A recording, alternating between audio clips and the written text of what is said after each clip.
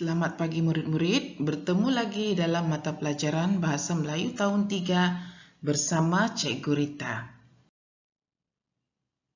Standard pembelajaran untuk hari ini ialah memahami dan menggunakan kata tugas mengikut konteks, iaitu kata tanya. Kriteria kejayaan ialah murid boleh membina ayat menggunakan kata tanya dengan betul.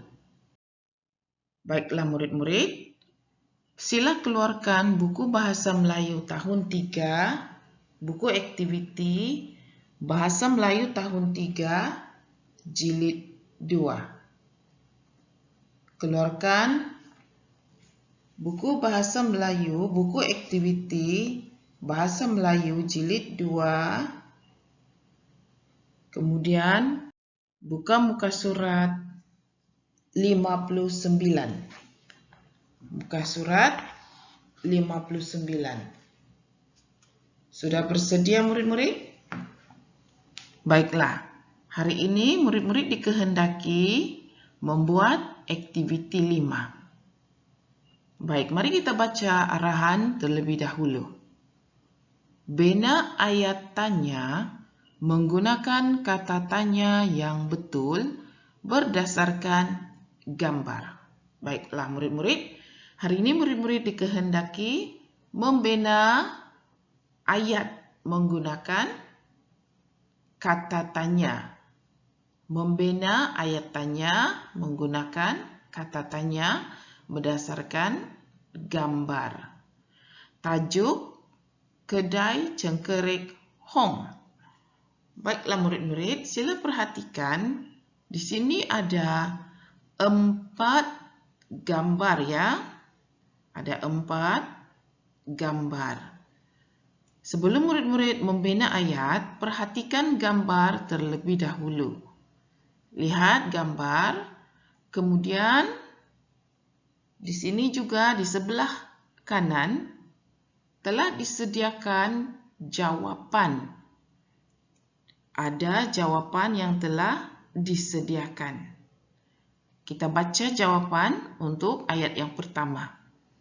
Encik Hong, penternak dan penjual cengkerik. Baiklah, berdasarkan gambar dan jawapan yang telah disediakan, murid-murid dikehendaki membina ayat tanya dengan menggunakan kata tanya yang telah diberi. Kata tanya yang diberi ialah siapa? Siapa? Jadi murid-murid dikehendaki membina ayat menggunakan kata tanya siapa berdasarkan gambar dan juga jawapan yang telah disediakan. Paham murid-murid? Jawapan yang telah disediakan di sini ialah Encik Hong, penternak dan penjual cengkerik. Jadi gunakan perkataan siapa dan binalah ayat tanya bersesuaian dengan jawapan yang telah diberi. Faham murid-murid? Apakah ayat yang sesuai di sini murid-murid? Coba fikirkan. Betul, cikgu bagi contoh ayat di sini ya murid-murid.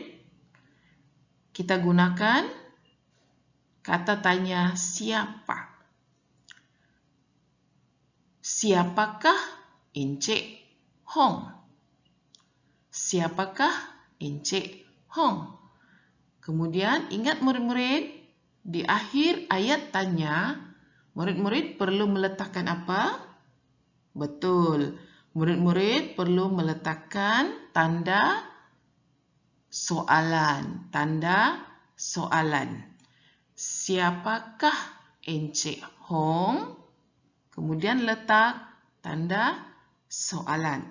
Jawapannya Encik Hong, penternak dan penjual cengkerik. Dapat murid-murid? Baik, itu adalah contoh untuk ayat yang pertama. Bagi gambar kedua dan juga jawapan yang kedua, murid-murid dikehendaki membina ayat sendiri. Gunakan kata tanya yang disediakan. Di mana? Murid-murid boleh menambah kah pada akhir kata tanya. Di manakah? Kemudian gunakan jawapan yang telah disediakan untuk membina ayat tanya. Faham murid-murid? Begitu juga untuk ayat yang ketiga dan ayat yang keempat. Perhatikan gambar terlebih dahulu, baca jawapan yang disediakan, kemudian gunakan kata tanya yang telah diberi, dan binalah ayat tanya yang sesuai. Faham murid-murid? Bagus. Baiklah murid-murid, jika murid-murid faham, sekarang sila bina ayat tanya berdasarkan gambar dan juga jawapan-jawapan yang telah disediakan. Apabila siap, sila ambil gambar, kemudian hantar ke Google Classroom. Faham murid-murid? Baiklah, itu saja tugasan untuk hari ini. Selamat belajar.